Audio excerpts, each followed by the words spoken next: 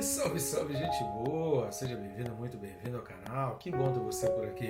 Nesse vídeo nós vamos falar a respeito de aliança e relacionamento ideais de Deus.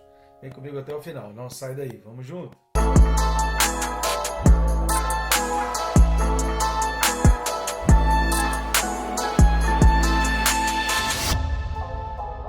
Só não deixe de se inscrever no canal, rápido e fácil. Só clicar no botão que está aqui embaixo, tá? Se inscrever-me, pronto, você já vai estar inscrito. Eu recomendo clicar também no sininho para que você seja notificado a cada vídeo novo que estiver aqui no canal e você consiga assistir antes de todo mundo, tá certo? Então vamos lá, o texto desse vídeo, Hebreus capítulo 8, os versículos são 10 e 11. Hebreus 8, versículos 10 e 11 diz assim: Porque esta é a aliança que firmarei com a casa de Israel. Depois daqueles dias, diz o Senhor, na sua mente imprimirei as minhas leis, também sobre o seu coração as inscreverei. E eu serei o seu Deus e eles serão o meu povo. E não ensinará jamais cada um ao seu próximo, nem cada um ao seu irmão, dizendo, conhece ao Senhor, porque todos me conhecerão, desde o menor deles até ao maior. Glória a Deus, né? Maravilha. Uma citação aqui do texto de Jeremias. A gente já falou também no capítulo 7, versículo 22. Então aqui é, na realidade, o que está sendo falado aqui é a mesma coisa que está em Jeremias, né? Quase que a gente está fazendo um comentário bíblico do texto de Jeremias. Mas a gente vai tentar exatamente trazer esse sentido do texto de Jeremias para aquilo que o autor estava querendo trazer aqui em Hebreus. Mas antes da gente entrar a fundo nos detalhes, nos pontos que nós vamos destacar, que nós estamos separados aqui para que a gente faça a meditação, eu peço aí a seu favor, suas ajudas. Você pode nos ajudar de várias formas. Uma delas é de graça, rápido e fácil. Só clicar aí no fazer o famoso triplo C, curtir, comentar e compartilhar. E quando você curte, comenta, o YouTube faz aquelas recomendações, indicações para outras pessoas. E compartilhando você vai além do que o YouTube pode mostrar. Você pode mostrar para pessoas que o YouTube jamais mostraria. Então compartilha, joga aí nas suas redes sociais e nos ajuda a alavancar o canal. Quanto mais pessoas assistindo o vídeo inscritas no canal, mais pessoas estão tendo contato com a palavra de Deus. Outra maneira também que você pode estar nos ajudando é indo aqui na descrição, aqui embaixo na descrição, tem uns links que você vai ter acesso aos nossos livros. E ali você vai conseguir enxergar, e você pode ler ali a sinopse, a descrição, as informações a respeito dos livros, que eu recomendo muito. A capinha dele já começou a aparecer aqui. Eu recomendo demais esses livros, vale a pena. Sugiro até que você compre e presenteie. Aproveita que está chegando o Dia das Mães, você já compra e dá de presente para sua mãe. Pode comprar no formato digital e aí você não paga frete, ou você pode comprar em papel também, né? Eu compraria no digital. Hoje em dia é uma facilidade muito grande poder ler no smartphone, qualquer lugar, qualquer momento, na condução. Querida, é bom demais. Então vamos lá? Os pontos que eu venho destacar. Repare que o versículo 10, citando o texto de Jeremias, mas os versículos 8 e 9 também já contém citações do trecho de Jeremias capítulo 31. E o versículo 10 ele começa, porque esta é a aliança que firmarei com a casa de Israel depois daqueles dias, diz o Senhor. Quando fala esta é a aliança e depois diz o Senhor, tem aí os dois pontos, significa que é aquilo que ele vai falar, né? A palavra esta, essa aliança que ele está falando aqui, é algo que ele vai dizer e não algo que ele disse. Se fosse algo que ele disse, seria essa, com dois S. Mas com ST, esta é o assunto que vem adiante. Né? Isso aqui é língua portuguesa, não é nem comentário bíblico. Mas é bom a gente conhecer, a gente entender isso, porque isso facilita muito e evita a gente de ter uma interpretação errônea, que às vezes só essa mudança já inverte completamente. Por quê? Porque o que foi falado antes aqui, desse versículo 10, é da aliança de Moisés. Se você reparar, o versículo 9 está falando lá, conduzir, tirei fora do Egito, pela mão, não sei o que lá. Aquilo tudo é da aliança feita com Moisés, está falando daquele pacto, aquela aliança feita lá no deserto, das leis trazidas lá no deserto, do tabernáculo que foi erguido lá no deserto. Então, se você inverte isso daqui e acha que a aliança é o que foi falado anteriormente, você vai embolar totalmente, vai mudar completamente o sentido, porque o sentido é exatamente o oposto, não é a aliança de Moisés, mas a aliança de Jesus Cristo.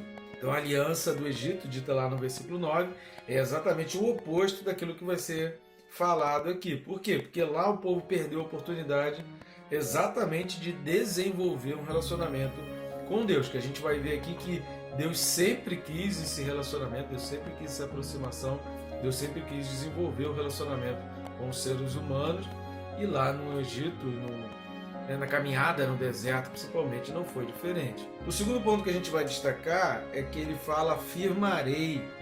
Reparei o versículo 10, pois esta é a aliança que firmarei. E quando ele fala assim, firmarei, parece que Deus vai iniciar um assunto novo, visto que esse texto está dentro do Antigo Testamento, está lá nos profetas, né, os profetas maiores, lá no texto de Jeremias. Quando fala eu firmarei, parece que ele está iniciando uma coisa completamente inédita.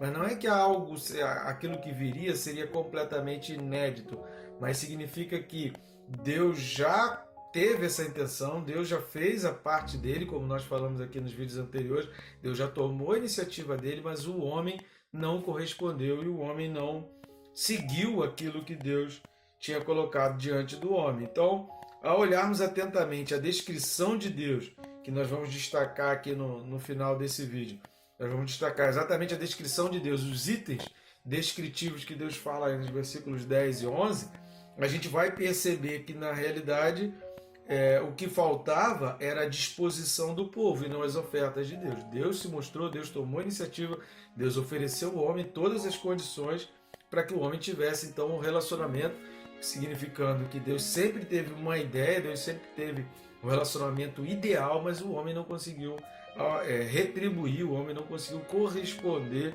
a todo o amor dado de Deus, né, para os homens durante ali todo o Antigo Testamento, praticamente. Como temos dito, né, nós falamos aqui várias vezes, a Bíblia explica a própria Bíblia. Então vamos entender esse conceito de que não é algo completamente inédito, mas Deus sempre quis que o coração do homem, que as leis estivessem no coração, não só na tábua de pedra. Deus sempre quis que o homem tivesse intimidade, um relacionamento íntimo com Deus. Deus sempre quis. Isso não é algo que é novidade do Novo Testamento. Isso não é algo que se inicia no Novo Testamento. Deus já mostrou isso várias vezes. Vamos ver? Vamos lá para Deuteronômio, livro da lei, dentro do Pentateuco. Deuteronômio capítulo 6, versículos de 4 a 9. Deuteronômio 6, de 4 a 9. Ouve, Israel, o Senhor, nosso Deus, é o único Senhor. Amarás, pois, o Senhor teu Deus de todo o coração, de toda a tua alma e de toda a tua força. Estas palavras que hoje te ordeno estarão no teu coração. Tu as inculcarás a teus filhos e delas falarás assentado em tua casa, e andando pelo caminho, e ao deitar-te e ao levantar-te. Também as atarás como sinal na tua mão, e te serão por frontal entre os olhos. Perfeito aqui, muito claro, um livro no Pentateuco, Deus dizendo assim, olha, ouve, Israel, porque escutar é um dos sentidos, né? Ouvir não, ouvir é quando você assimila, quando você absorve aquilo. Então Deus estava falando coisa, além do povo escutar, Deus queria que o povo ouvisse, que o povo assimilasse aquilo. E assimilasse o quê? Amarás o Senhor teu Deus de todo o teu coração, de toda a tua alma e de toda a tua força. Ou seja, lá do fundo, internamente, algo que brotasse de dentro para fora, onde a força dele estivesse no Senhor, onde a força do povo estivesse no Senhor. E o versículo 6 ele vai falar, essas palavras que hoje te ordeno, no teu coração, estarão no teu coração essas palavras. Essa era a vontade de Deus, ou seja, Deus já estava anunciando ali a lei, esse livro faz parte do Pentateuco, que são 5 livros da lei, e Deus já estava mostrando muito claramente a sua intenção e o seu propósito, que era que a palavra alcançasse lugar no coração e não estivesse apenas nas tábuas, nas mãos de Moisés. Continuando ainda em Deuteronômio, vamos lá para o capítulo 30. Aí a gente vai ler do 1 ao 6 e depois o versículo 14. Deuteronômio 30, de 1 a 6 e depois o 14. Quando, pois, todas essas coisas vierem sobre ti, a bênção e a maldição que pus diante de ti, se te recordares delas, entre todas as nações para onde te lançar o Senhor teu Deus, e tornares ao Senhor teu Deus, tu e teus filhos, de todo o teu coração e de toda a tua alma, e deres ouvidos à sua voz, segundo tudo que de hoje te ordeno, então o Senhor teu Deus mudará a tua sorte, e se compadecerá de ti e te ajuntará de novo de todos os povos entre os quais te havia espalhado o Senhor teu Deus. Ainda que os teus desterrados estejam para a extremidade dos céus, desde aí te ajuntará o Senhor teu Deus e te tomará de lá. O Senhor teu Deus te introduzirá na terra que teus pais possuíram, e a possuirás, e te fará bem e te multiplicará mais do que a teus pais. O Senhor teu Deus circuncidará o teu coração e o coração de tua descendência, para amares ao Senhor teu Deus de todo o coração, de toda a tua alma, para que vivas. E o versículo 14: pois esta palavra está muito perto de ti, na tua boca e no teu coração, para a cumprires.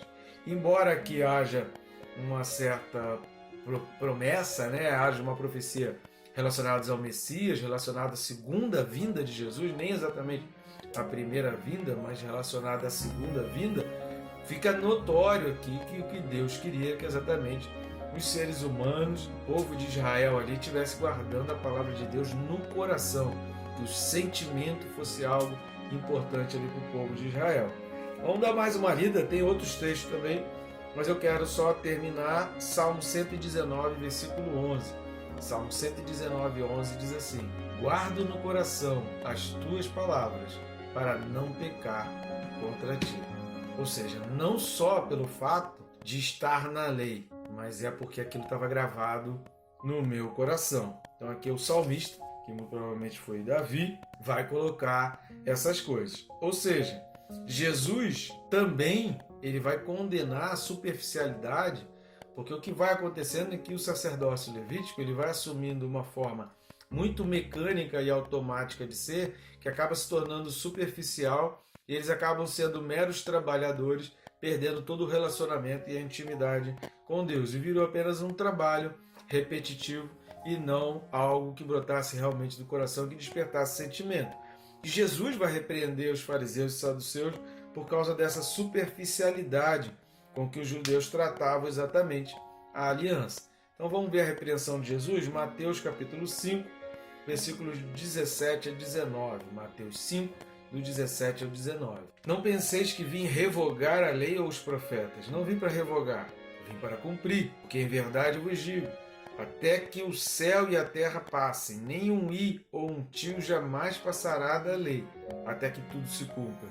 Aquele, pois, que violar um destes mandamentos, posto que dos menores, e assim ensinar aos homens, será considerado o mínimo no reino dos céus. Aquele, porém, que os observar e ensinar, esse será considerado grande no reino dos céus. Ou seja, que não fosse feita uma coisa mecânica, mas é algo que você está passando, você está ensinando, porque você observou, porque você guardou, porque você realmente ouviu e teve aquilo no seu coração. Dessa forma, a gente conseguiu enxergar na Bíblia, tanto no Antigo Testamento quanto na repreensão de Jesus no Novo Testamento, essa vontade de Deus de que realmente a palavra estivesse cravada no coração. Então, quando Deus faz a promessa lá em Jeremias, e ele faz a profecia de que isso viria a acontecer no futuro, é porque ele estava olhando para o presente e ele não estava conseguindo enxergar um povo que tivesse essa disposição de coração para guardar as leis no coração.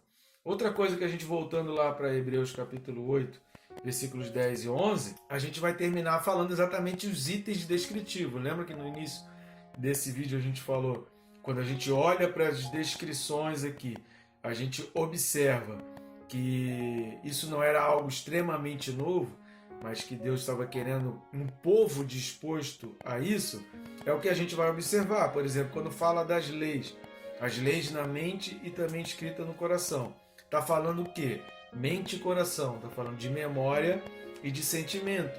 Isso nos remete a mente, a meditação, a você parar, tentar entender, fazer uma reflexão, pesquisar em vídeos que expliquem sobre isso, ter um livro que vai tentar te ajudar a explicar, porque às vezes você lê o texto e você precisa entender o contexto, entender o aspecto histórico para você conseguir entender o que exatamente o profeta está dizendo.